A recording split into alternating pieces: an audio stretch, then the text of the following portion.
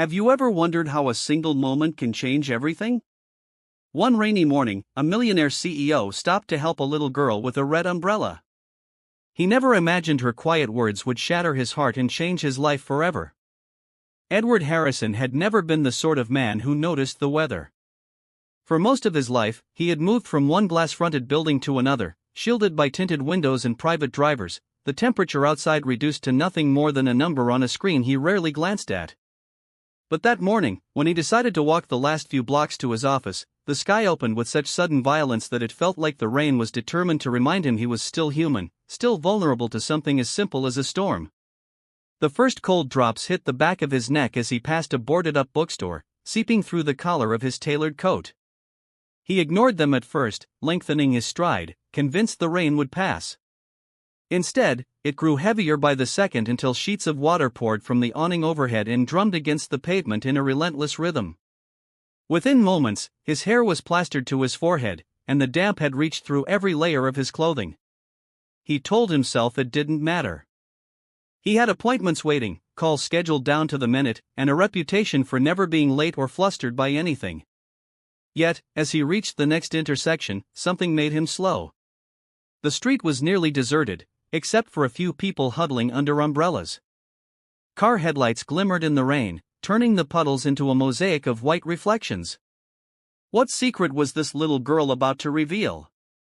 He was soaked through, and there was no practical reason to stop, but he did. He stepped under the narrow overhang of an old stone building and leaned against the wall. Rain sleet down from the roof in steady rivulets, splashing across his polished shoes and pooling around the edges of the sidewalk. He pressed a hand to his chest, feeling the damp fabric clinging to his skin, and tried to remember the last time he'd been caught unprepared like this. He couldn't. In a way he couldn't quite name, it was almost a relief to be reminded he wasn't as insulated as he liked to pretend. Minutes slipped by, and he felt the chill beginning to settle deeper into his bones. He could have called for a car, but he didn't. He stayed there, watching the rain. There was something oddly hypnotic in the way it blurred the lines of the city, softening the hard edges and washing the grime from the sidewalks. He thought, not for the first time lately, how empty his days had become, how little any of it mattered when the conference calls were over, and he was left alone in his silent penthouse. He was so lost in that thought that he almost didn't hear the footsteps approaching. They were small and hesitant, splashing lightly through the puddles, drawing closer until he felt a presence beside him. He turned his head, expecting to see a late commuter or a street vendor. But it wasn't an adult at all. It was a child. She couldn't have been more than 5. Her brown hair was plastered to her temples in damp curls, and her blue eyes were wide in a face that looked both exhausted and unafraid. She wore a bright yellow raincoat that hung almost to her ankles and blue jeans that were soaked dark to the knees. In her hands, she held a red umbrella with one of its metal ribs poking through the fabric, the canvas sagging under the weight of the rain. For a moment, neither of them spoke. He realized he must look strange to her, this tall, dripping man in an expensive coat, standing in the cold as if he'd forgotten how to move. She blinked up at him, her small hands tightening on the umbrella's handle. Rain spattered between them, a curtain of water that felt like a barrier he didn't know how to cross. He opened his mouth to ask where her parents were, whether she was lost, but she spoke first in a voice so soft he had to lean closer to hear her. "Take it," she said, lifting the umbrella toward him with both hands. "Mama doesn't need it anymore." Her words landed with a weight he couldn't have anticipated. They settled in his chest, heavier than any of the rain soaking his skin. For a second, all he could do was stare at her, at the serious tilt of her small chin and the way she didn't flinch, even when thunder cracked in the distance. He saw her trembling, not from fear, but from cold. And he knew that no matter how many contracts he had signed, no matter how many millions he controlled, nothing he had ever done had prepared him for this moment. His fingers closed around the damp plastic handle of the umbrella, and he realized with a start that his hand was shaking. In that instant, the rain and the city and everything he thought he knew about his life seemed to recede into the background, leaving only her and the impossible truth of her simple offering. He didn't take the umbrella from her right away. For a moment, he simply stood there, stunned by the quiet conviction in her voice, by the unshakable calm of a child offering something precious without asking for anything in return. The rain fell so heavily now that it splashed onto the toes of her little sneakers, soaking into the thin canvas and making her shiver from the cold. Edward felt an urge so fierce it startled him to pull her into his arms, to wrap her in his coat, and shield her from the downpour that had already soaked her through. He looked into her wide blue eyes, searching for any sign of fear, any hesitation. Instead, she regarded him with a solemn steadiness that seemed older than her years. Her hands didn't waver where they held the umbrella out to him.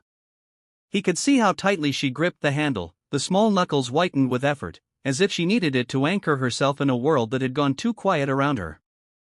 Finally, he reached out and took hold of the umbrella, curling his fingers around the wet plastic handle with a care that felt almost ceremonial.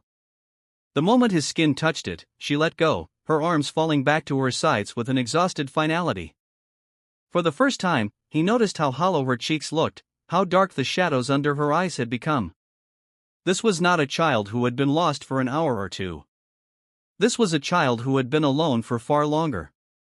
He swallowed, feeling the ache of something unnamable pressing against his ribs. He wanted to ask her why she was out here by herself, why no one had come for her. But instead, what came out was something smaller, simpler, the only thing he could manage without his voice breaking. "Why doesn't your mama need it anymore?" he asked, keeping his tone as gentle as he could. She lifted her chin just enough to look him in the eye. When she spoke, her voice was as soft as before, but there was no uncertainty in it. "Because she died," she said, and though her lips quivered on the last word, she didn't look away. "She got sick and then she didn't wake up." His breath caught. He had read about these stories in the news. Children left behind with no one to care for them. But they had always felt like tragedies that happened to other people far from the circles in which he moved. It was different to hear it in her small voice, to see the raw edges of grief that she was too young to name. He struggled to find words, but nothing felt right. What comfort could he offer her? He was a stranger, a man she had found standing alone, dripping in his expensive coat, as lost in his own way as she was. "What's your name?" he asked after a moment, desperate to keep her talking, to give her something to focus on other than the cold and the sorrow. "Emma," she whispered, hugging her thin arms around herself. Her chin lowered again, and she looked down at the puddles gathering around her shoes as though she was ashamed to have spoken at all. "Emma," he repeated, testing the sound of it in his mouth. The syllables felt small and important, like a promise he hadn't yet made, but already knew he couldn't break. "Emma," he said again, and this time, her eyes lifted just slightly, as if she needed to be sure he really saw her. He shifted the broken umbrella into one hand and shrugged out of his coat. It was already soaked, but it was better than nothing. He crouched to drape it around her narrow shoulders, surprised by how small she seemed when he was this close. She didn't pull away. She didn't move at all except to wrap her fingers in the folds of the wet fabric and pull it tighter around her. When he stood again, he realized he was shaking in earnest now, though it wasn't from the rain. It was the knowledge settling over him, heavy and undeniable, that if he walked away, if he left her here, she would simply stay standing in the downpour with nowhere else to go. He cleared his throat, searching for some sensible next step. But nothing about this was sensible. All he could see was the way she held on to his coat like it was the only thing keeping her upright. "I'm going to take you somewhere safe," he said. And though his voice cracked, he didn't look away from her. "Somewhere warm." She didn't answer, but her small head dipped in the barest nod. He didn't know if she understood what he meant, or if she simply had no more strength left to argue. He reached down, hesitating only a moment before lifting her into his arms. She weighed almost nothing. Her damp hair smelled faintly of shampoo and rain, and she didn't protest or flinch when he held her against his chest.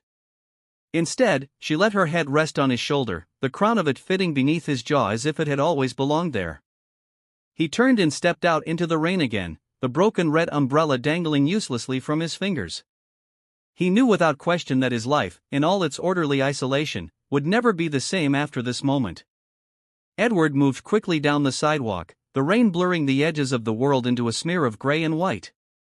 Every step felt heavier than the last, not because of Emma's slight weight in his arms.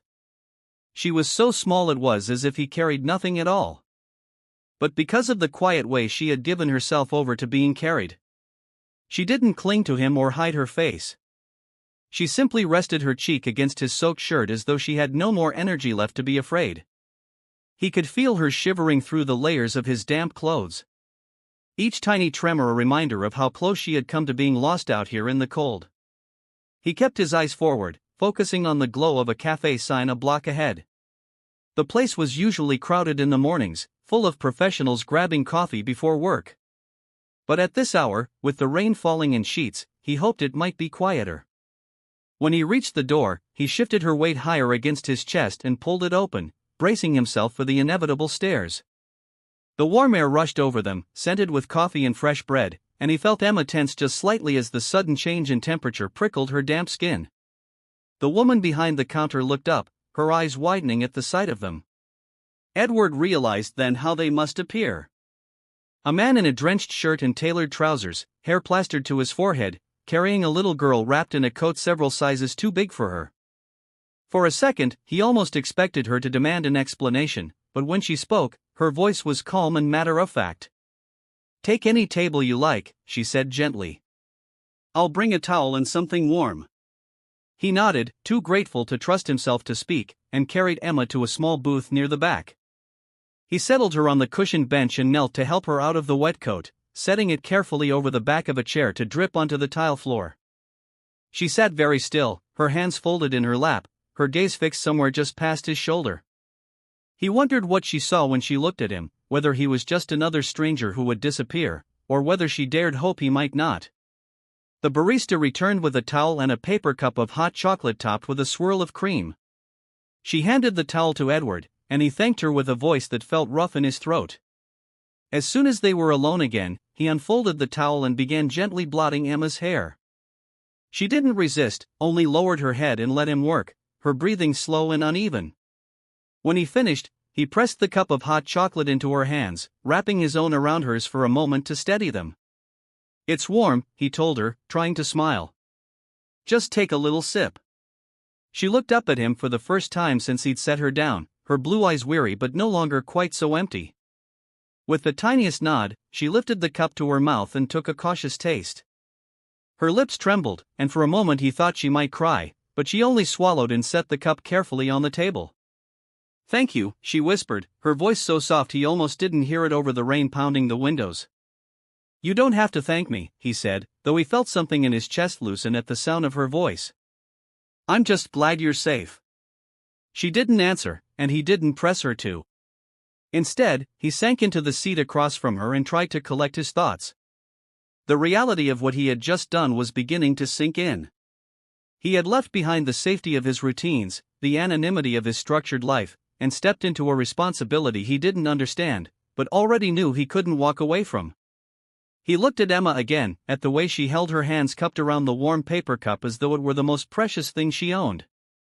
Her hair had begun to curl as it dried, soft brown waves that framed her thin face. He could see now that she was exhausted, her eyelids drooping despite the way she fought to keep them open. "Emma," he said, choosing his words carefully. "Do you have anyone you trust? Someone I can call for you?" Her eyes flickered, and for a moment he thought she might speak. But she only shook her head, a slow, resigned motion that made her look older than any child should. "No one," she whispered. He felt the truth of it like a cold wind inside his chest. He could see it in her posture, in the way she didn't even look around to see who might be watching. She had stopped expecting anyone to come for her. And in that moment, Edward knew with absolute clarity that he had already made his decision. He wasn't going to leave her here to wait for a future she was too young to survive alone. He didn't know how he would do it or what it would cost, but it didn't matter anymore. He reached across the table and laid his hand over hers, feeling how small and cold her fingers were beneath his palm. "You're not alone," he said quietly. "Not anymore." And as she looked up at him, her eyes huge and uncertain, he felt the last of his old life recede like the rain outside the window. The cafe grew quieter as the rain outside continued to fall, a steady, muffled roar against the windows. Edward watched Emma sip her hot chocolate in small, cautious mouthfuls, her thin shoulders rising and falling as she breathed. Every so often, she would glance up at him as if to check that he was still there, then drop her gaze again quickly, as though afraid she was somehow doing something wrong just by looking. He wished he could think of something reassuring to say, something that would make all of this easier, but no words seemed big enough to close the gulf of loss between them. While she drank, he pulled his phone from his pocket and turned it over in his hands. He knew he needed to call someone, social services, the police, maybe even a lawyer. Part of him wanted to believe that was the responsible thing to do, the only thing that made sense. But as he looked at Emma, at the way her small fingers gripped the paper cup like it was her last defense against the cold, he realized he couldn't bear to hand her off to strangers to watch her disappear into a system that would file her away under a case number and call that safety. He set the phone down and rested his elbows on the table, studying the streaks of water on the floor from where his coat still dripped. In all his years of building companies and amassing wealth, he had never once imagined himself responsible for a child. He had always believed he was too selfish, too absorbed in his own ambitions. And yet here he was, unable to look away from the quiet, steady presence of this little girl who had already lost more than most people could understand. A memory surfaced without warning, something he hadn't thought of in decades, himself not much older than Emma, standing in a dim hospital while a nurse explained that his mother would not be coming home. He had felt then exactly as Emma looked now, small and numb and alone in a world that had abruptly become too large. He remembered how no one had knelt down to look him in the eye. No one had told him that it wasn't his fault. No one had offered to stay. That memory, raw and uninvited, settled like a stone in his chest. He leaned forward, lowering his voice so it would feel like a confidence rather than an interrogation. "Emma," he said, and waited until she lifted her eyes to his. "Do you know where your father is?" Her expression changed. Something in her face tightened and closed off. She stared at the table, her hands going still. For a long moment, he thought she wouldn't answer. Then, in a voice so soft it was nearly swallowed by the sounds of the cafe, she spoke. "He doesn't want me," she whispered. "He left when I was a baby. Mama said he only came back when she got sick. He wanted money. He said if she gave him money, he would sign the papers to say I wasn't his anymore." Edward felt his heart clench with a cold, furious grief that was as much for his own past as it was for hers. He tried to keep his face calm, but his hands tightened into fists where she couldn't see them. How could anyone look at this child, so brave, so heartbreakingly small, and see her as a burden to be sold off for a price? He had met ruthless men in boardrooms, had watched them dismantle livelihoods without blinking. But this was something different, something uglier. He took a slow breath, forcing himself to let go of the anger. Did he ever come back after that? Emma shook her head without looking up. "No," she said. "Just Mama and me." The simplicity of it, the quiet acceptance in her voice broke something in him he hadn't known was still intact. He realized then that he had been thinking in terms of temporary solutions, keeping her warm, keeping her fed, finding someone better equipped to take her in. But the idea of sending her away now felt as impossible as stepping out into the rain and leaving her behind. He reached across the table again, covering her small hand with his. She flinched at first, then stilled, her gaze fixed on the place where their skin touched. He knew he was making promises he didn't fully understand. Promises that would change the course of his life in ways he could not predict. But he also knew he could not turn his back on her. "Emma," he said softly, "I don't know everything yet, but I want you to know something." He waited until her eyes lifted to his again, wide and shining with questions he didn't know how to answer. "You don't have to be afraid that no one will stay. I'm here, and I'm not going anywhere." For a moment, neither of them moved. Then her lower lip began to tremble, and she set the cup down carefully so she wouldn't spill it. One fat tear slid down her cheek and then another until she was crying without making a sound. He didn't think. He just stood, stepped around the table, and sat beside her on the bench. She turned without hesitation and pressed her face into his chest, her small body racked with silent sobs. He wrapped his arms around her, feeling the damp heat of her tears soak through his shirt, and closed his eyes. All he could do was hold her and hope that in some small way, she could feel the truth in what he had said. That even if he didn't yet know how to be what she needed, he would not be the man who walked away. When Emma finally cried herself into an exhausted stillness, she stayed pressed against Edward's side as though afraid that if she let go, he might vanish like all the others. Her hair was damp against his shirt, her breathing ragged but steadying as the storm of her tears began to subside. He didn't try to move her or tell her it was time to stop. He simply kept one arm around her shoulders, his palm resting gently on her small back, and tried to pour all the steadiness he could muster into that simple touch. As he sat there, he became aware that the rain outside had eased, though water still tapped intermittently at the windows. The world beyond the glass looked softer somehow, as though even the city itself were pausing to catch its breath. Eventually, she shifted just enough to look up at him. Her face was blotchy and red from crying, but there was something in her eyes he hadn't seen before, something tentative and searching, as if she were trying to decide whether it was safe to trust him. He met her gaze without looking away, letting her see whatever was in his own expression: fatigue, resolve, the quiet certainty that no matter how complicated this became, he would not abandon her to face it alone. "Are you hungry?" he asked, his voice rough from the hours of strain and the rawness of everything she had shared. She nodded without speaking. It struck him how easily she answered now, how she no longer seemed to fear that any question might be a trap.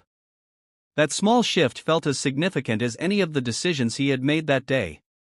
He stood and offered her his hand, and she took it with surprising confidence, slipping her fingers into his without hesitation. Together they walked to the counter where the same barista was wiping down the espresso machine. When she looked up and saw them, she offered a kind, knowing smile. Without needing to ask, she began preparing a sandwich and another hot chocolate. Edward pulled out his wallet and paid before she could hand him a receipt, murmuring his thanks in a voice that felt too thin for everything he wanted to convey. They carried the tray back to their table, and Emma climbed onto the bench again, her hands still trembling slightly as she unwrapped the sandwich. She ate slowly, each bite deliberate, and he realized she was probably trying to make it last as long as she could. Watching her, he felt a tightness in his chest that had nothing to do with pity and everything to do with a kind of fierce protectiveness he hadn't known he was capable of feeling. While she finished her meal, he pulled his phone out again. But this time, he didn't waver. He called the only person he trusted implicitly in matters that went beyond contracts and numbers, his attorney and longtime friend, Henry Whitaker. The moment Henry answered, his warm, unflappable voice came through the line, and for the first time all day, Edward felt the tension in his shoulders ease by a fraction. He stepped a little away from the table to keep his voice low, though Emma's eyes followed him wherever he moved. He explained everything in calm, measured sentences: where he'd found her, what she had told him, what she didn't have. No relatives, no resources, no one to claim her. He said it all without embellishment, letting the facts speak for themselves. When he finished, there was a long pause. "You realize this isn't something you can just fix overnight," Henry said eventually, his tone gentle, but edged with the seriousness Edward had expected. "If you take her in, even temporarily, you're making a commitment that will follow you the rest of your life." "I know," Edward said quietly, and was surprised by how certain he felt. "But she has no one. I can't walk away from that." There was another brief silence, and then Henry sighed in that resigned way he always did when Edward had already decided something. "All right, I'll start the paperwork to establish emergency guardianship. You'll need to bring her somewhere safe for the night. I'll come by first thing in the morning." "Thank you," Edward said, meaning it more deeply than he could say. He hung up and returned to the table. Emma looked up at him, her expression wary again, and he realized she was waiting to hear if he was about to tell her she had to leave. He sank onto the bench beside her and folded his hands on the table, wanting to be sure she understood. "Emma," he said gently, "I called someone who's going to help us. It means you don't have to go anywhere tonight. You'll come home with me, and tomorrow we'll figure out the next steps together." Her brow furrowed as though she was trying to process the idea that she wouldn't be alone. Then slowly she nodded. "Okay," she whispered. And in that single word, in the quiet way she accepted his promise, he felt something shift in both of them. It wasn't quite trust yet, but it was the beginning of something that felt just as important. Hope. He helped her into her coat, which was still damp but no longer dripping, and took the broken red umbrella she had left leaning against the bench. As they stepped back out into the street, the air smelled clean and new, the rain having scrubbed the city of all its usual grime. Emma slipped her hand into his again, and he closed his fingers around hers without hesitation. He knew he was stepping into a life he hadn't planned for, one that would demand more of him than any boardroom ever had. But as they began walking toward the car, her small steps matching his, he also knew that nothing had ever felt more necessary or more right. The ride back to Edward's house was silent, but it was not the same tense, uncertain silence that had filled the cafe earlier. Emma sat in the back seat, wrapped in his spare wool coat, the collar turned up almost to her ears. Her damp hair was tucked behind her shoulders, and she kept her gaze fixed on the rain-slicked world passing beyond the window. He checked the mirror every few minutes, more out of a need to reassure himself that she was really there than because he thought she might try to run. She did not look afraid, only bone-tired, as though the last of her energy had been spent the moment she'd allowed herself to cry. The further they drove, the more Edward found himself thinking about the strange shape this day had taken. He had woken that morning expecting nothing more than another routine of meetings and carefully orchestrated transactions. Now, only hours later, he was bringing a child into his home. A child who had no reason to believe any adult would ever stay. The thought of it struck him with a pang he didn't know how to name. It wasn't pity. It wasn't even guilt, though he felt plenty of that for all the comforts he had taken for granted while children like her had gone unnoticed in the shadows of the city. It was something simpler and harder to shake, a quiet conviction that he could not let her down. When they reached the house, he pulled the car into the garage, shielding them from the last thin drizzle that fell across the driveway. He switched off the engine and sat for a moment, breathing into the hush that settled around them. Emma turned her head to look at him through the gap between the seats, her eyes wide and solemn. She did not ask where they were or whether she was really allowed to be there. She only waited, her small hands folded in her lap, as if she had learned that all she could do was wait for someone else to decide her fate. He got out and came around to open her door. As she climbed down, she looked up at the tall garage ceiling, her gaze flickering over the gleaming car parked beside them and the neat rows of shelves stacked with supplies. He saw her take in every detail with that same alert weariness, like someone collecting evidence to prepare for whatever came next. Inside, the house was hushed and almost oppressively clean. He had always liked it that way, orderly, predictable, free of any reminder of how empty it really was. But as he watched Emma step carefully over the threshold, her small sneakers leaving damp marks on the tile, he felt a strange shame at how sterile it must look to a child. He closed the door behind them and set his keys quietly in the bowl on the side table. "Would you like to see your room?" he asked, his voice softer than he meant it to be. Emma glanced up at him, searching his face as though trying to detect a hidden condition behind the offer. Then she gave a small nod. He led her up the sweeping staircase, the quiet echo of their footsteps the only sound in the vast space. The guest room was not much more than a blank canvas, a soft bed dressed in clean linens, a small dresser, an armchair in the corner. When he had called ahead, the housekeeper had tried to add what she thought a child might need: a folded quilt in pale colors, a little lamp shaped like a moon. It was not much, but it was something. He held his breath as Emma stepped inside. She looked around, her eyes lingering on the quilt, the lamp, the window that overlooked the garden. He half expected her to shrink back or say she couldn't stay, but she did neither. She walked to the edge of the bed and set her hand on the blanket, pressing her palm against it as though testing whether it was real. "This is for me?" she asked, her voice small and incredulous. "Yes," he said, and though the word was simple, it felt heavier than any commitment he had ever spoken. "It's yours." Her shoulders loosened just a little, and he realized she had been bracing herself to be told she had misunderstood, that there was no place here for her after all. He moved to the closet and opened the door, showing her the empty shelves and hangers. "Tomorrow," he said, "we'll get you some clothes and anything else you need." She nodded without looking at him, her gaze fixed on the corner where the little moon lamp sat. "I'm going to be right down the hall," he added quietly. "If you need anything, anything at all, you can come find me." "This time?" She turned to meet his eyes. For a moment, he thought she might say something more, but she only pressed her lips together and nodded again. "I'll leave the door open," he said, though he was sure she hadn't asked. She climbed carefully onto the bed, pulling her legs up beneath her, and leaned back against the pillow. He thought she might resist sleep, that she would lie awake, listening for footsteps, but her eyelids were already drooping as though she could no longer keep them open. Edward stepped out into the hallway, leaving the door ajar as promised. He stood there for a moment, looking back at the small shape curled on the bed, and felt a hollow ache in his chest that was something very close to love. He had not chosen this. He had not planned for it. But as he turned and walked down the hall to his own room, he realized he was grateful for the first time in years that something had finally broken through the fortress of his solitude. In that quiet space between two closed doors, he understood that whatever happened next, he would never again be able to pretend he was alone in the world. Edward barely slept that night. He lay in the dark, fully dressed atop the covers, the glow of the hallway light spilling through the crack beneath his door. Every time he closed his eyes, he saw Emma's small face staring up at him in the rain, her voice repeating those words over and over. "Mama doesn't need it anymore." He had never known how much a sentence could haunt him. The hours crawled by, each minute thick with thoughts he couldn't quiet. He tried to reassure himself that he had done the right thing by bringing her here, that he wasn't just acting on some selfish need to fill the silence of his life with a purpose he had never earned. But no matter how many times he told himself this was about her, about keeping her safe, a part of him still wondered if he deserved the chance to be anything more than a stranger offering temporary shelter.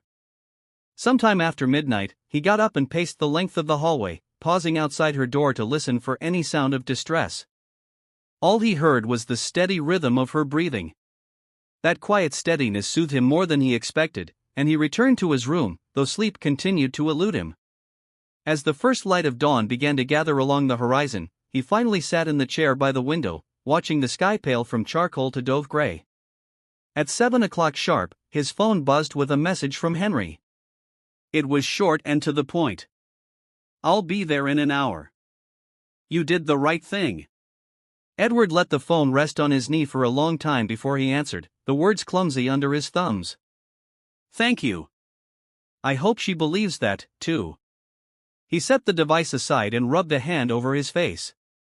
He could face mergers worth hundreds of millions without blinking, but the thought of that small girl waking up afraid in his house made him feel unsteady in a way he had never known. When he heard soft footsteps in the hall, he stood quickly and stepped into the doorway.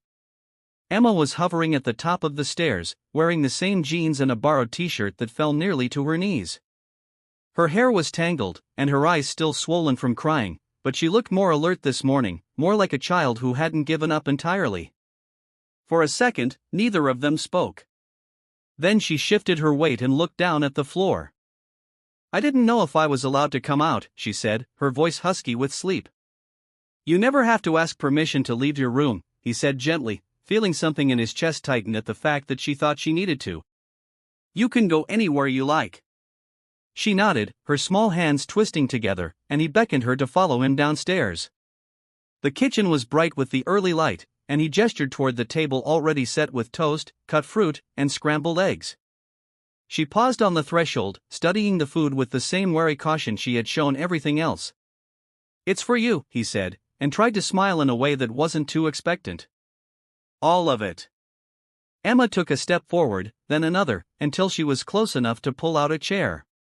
She climbed into it carefully, glancing at him once before she picked up a piece of toast and took a tentative bite. He busied himself with pouring coffee and refilling her glass of juice, anything to keep from staring at her too intently. But when he looked over, he saw that her shoulders had relaxed a little. The simple fact of a meal and a place to sit easing something in her he hadn't realized was still coiled tight. They ate in companionable silence until the doorbell rang. Emma jumped, her eyes widening with alarm, but he lifted a calming hand. "It's all right. That's the friend I told you about, Henry." She didn't say anything, but she set the toast down carefully and watched him cross the foyer. He opened the door to find Henry standing there in his impeccable suit, holding a leather briefcase that looked almost comically formal given the circumstances. Henry's gaze flicked over Edward's face, then passed him to the glimpse of Emma in the kitchen. "You look like you haven't slept," Henry said, his voice low as he stepped inside. "I haven't," Edward admitted. "Come on, I'll introduce you." Emma sat very still as they entered, her hands folded neatly on the table. Her gaze went from Henry to Edward, searching for any sign that this was another change she would have to brace for.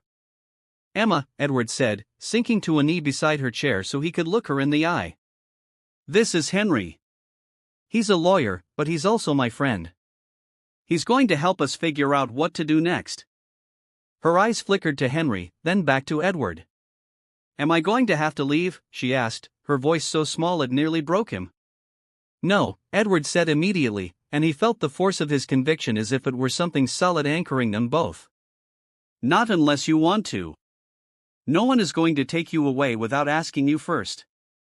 Henry cleared his throat, his professional reserve wavering just a little. He's telling the truth, Emma. We're here to help you stay safe, not to make you go anywhere you don't want to go. For a long moment, she looked between them, her expression guarded. Then she nodded once, the tiniest motion, but it felt like a beginning. Edward rose and rested a hand lightly on her shoulder. He could feel how tense she still was, but there was no flinch under his touch, only the fragile weight of her trust beginning to form. As Henry set down his briefcase and began spreading out papers on the table, Edward knew that the day ahead would be full of questions and signatures and explanations he could never have anticipated. But standing there with Emma beside him, he felt steadier than he had any right to. Whatever came next, they would face it together. The morning unfolded in a quiet, deliberate rhythm that seemed to soothe Emma in ways Edward hadn't dared to hope for. Henry worked methodically through a stack of documents, explaining each form in language simple enough for a child to follow if she was listening, though she said almost nothing. Edward watched her from his place beside the kitchen table, studying the way she kept her hands folded in her lap, her eyes trained on the cup of juice in front of her, as if she were afraid to look up and find that this fragile sense of safety had been an illusion all along. Every time Henry paused to ask for a signature or a nod of understanding, Edward was careful to lay a reassuring hand on her shoulder, or let his voice stay calm and measured, never pressing her for more than she was able to give. As the hours passed, the reality of what they were doing settled deeper into Edward's bones. This was no longer a temporary gesture, no longer just a kindness offered on a rainy day. Every page he signed, every legal affirmation Henry placed before him, bound him further to a promise he had spoken aloud in the cafe and carried in his heart ever since. You're not alone. Not anymore. He didn't think of the questions that would come later. What his colleagues would say, what the media might dig up if anyone learned the truth of Emma's situation, what it might cost his reputation to upend his life for a child who was not his by any conventional right. In that kitchen, all he could think about was how small she looked sitting in that big chair, and how much he wanted her to believe she was finally safe. When the paperwork was done, Henry gathered the pages into his briefcase and straightened, his gaze moving between Edward and Emma with something like quiet respect. He hadn't said much beyond the necessities, but there was an understanding between them that did not require more words. As he reached the door, he paused and looked back. I'll file everything today, he said. Emergency guardianship is in place. No one can remove her without a court order, and I'll make sure that doesn't happen. Edward nodded, unable to summon any eloquence, and only managed, "Thank you," in a voice that was rough with all the things he didn't know how to say. After Henry left, the house fell into a hush so complete that it magnified every small sound, the faint tick of the kitchen clock, the creak of the floor. When Emma shifted in her seat, she still hadn't moved from the table, her hands worrying the hem of the too big t-shirt she wore. Edward thought of how many mornings she must have spent waiting for the other shoe to drop, for the kindness to be withdrawn, for the door to open on another goodbye. He couldn't erase the past she carried inside her, but he could at least give her this day without more fear. Would you like to go outside? He asked, trying to keep his tone as casual as if he were offering any child a chance to play. It's finally stopped raining. She looked up, her lashes still damp from earlier tears, and her mouth formed a hesitant question. Outside? Here, he said, and a small smile tugged at the corner of his mouth. There's a garden. I thought you might like to see it. He waited while she slid carefully off the chair and crossed to his side. She didn't take his hand, but she stood close enough that he could feel her presence like a fragile thread of connection between them. He opened the back door and let the morning breeze drift in. The air smelled fresh, tinged with the sweetness of damp grass and the faint mineral scent left behind by rain.